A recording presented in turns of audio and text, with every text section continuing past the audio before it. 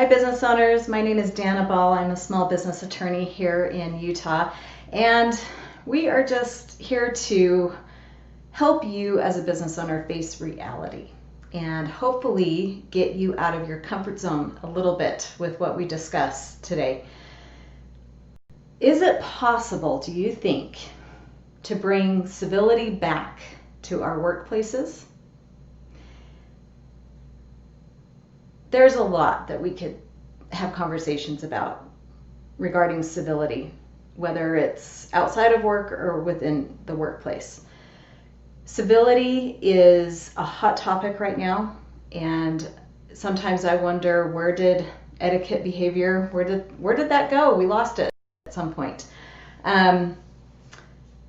So I just want you to keep focused on the workplace, because there is a difference on our behavior at work versus behavior in our own personal lives. And sometimes it's hard to draw the line, and those are discussions for another day. So I simply just want you to be thinking about some things that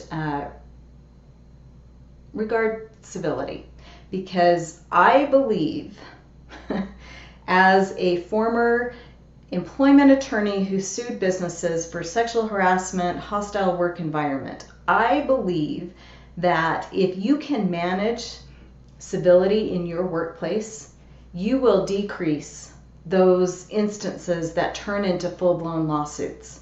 I really, from my experience, can see that incivility is the incubator for hostile work environment lawsuits. So it is worth paying attention to.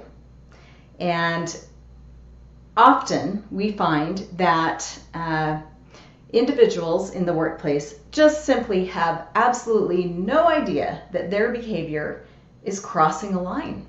They have no clue. They have no clue that their joke or their comments or whatever it is making somebody else feel uncomfortable. And that's why it's so important to make sure that we know how to react and we know how to encourage civil behavior so that it doesn't cross the line and become a hostile work environment. All right, some things that we tend to do besides not realizing our behavior is crossing a line. Sometimes we try and just think, well, that person's just a jerk, and all the jerks out there, well, they're the ones at fault for whatever communication breakdown has happened or an issue has happened at work. We assume that the jerks are at fault because we categorize people. We do. That person's the jerk based on their behavior, and we just automatically assume that they're the ones at fault. Chances are that sometimes we're at fault too, and paying attention to civility is paying attention to our own behavior. So I want you to ask yourself, here are just a few things that as the business owner you could be focusing on with your example. You know, maybe you need to start with yourself and look at yourself on how you're behaving, because you set the tone for your business. And then it goes to the next level of management, which is anyone who supervises employees, anybody who has that authority to hire, fire, give feedback. Then it goes to them. And then you want to pass on your newfound motivation to encourage civility to your entire team. All right, here are some questions that I'm going to start with you, and you can pass it down to your team. When you're in a meeting, have you ever just sat on your computer and sent an email, or on your phone a text message, or you're checking through Facebook while you're at a meeting? Do you keep people waiting for no reason, needlessly?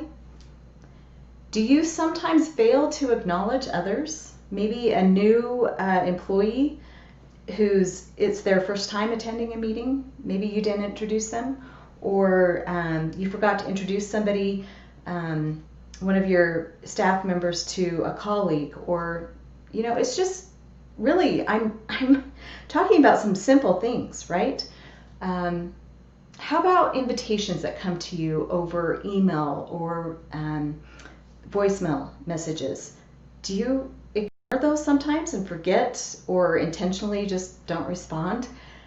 Do you ever show up late or leave a meeting early with no explanation at all? And then this is the biggest thing for me, because this is where the line gets crossed between something that can be taken care of quickly and something that turns into a full-blown lawsuit. Do you fail to respond timely to people's requests, their emails, their phone calls? Or are you waiting weeks before you get back to someone? What if an employee comes to you and says, hey, can I talk to you about this project? I'm struggling with it.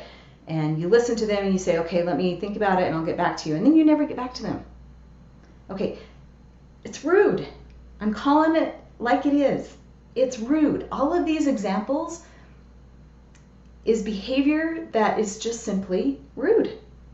Etiquette has gone out the door today. And it's especially important to focus on your responses and how you handle yourself in the workplace. Okay, so I want to tell you a little story. I want to apologize to the man. A few weeks ago on a Friday, I drive my daughter, my 11-year-old, to work. And the road that, as I'm coming home, that I turn left to get onto my street is, there's only one lane going that direction. So if you get stuck behind me, I may slow you down. So I want to apologize to that guy who just felt the need to flip me off, because I put my blinker on, slowed down like I always do to make that left-hand turn, but there was another car coming in the opposite direction, so I had to actually stop and wait. And apparently he wasn't prepared. And there is some room where cars can go around me, but he was so upset and just flipped me off. And I thought about it, and I feel bad for the man, because something must be going on in his life that he felt so strongly and so angry with me for making a left-hand turn onto my street that I'm allowed to make, that he had to flip me off. Well, I tell you that story because I want you to keep in mind that all of us are going through crap. Everyone is.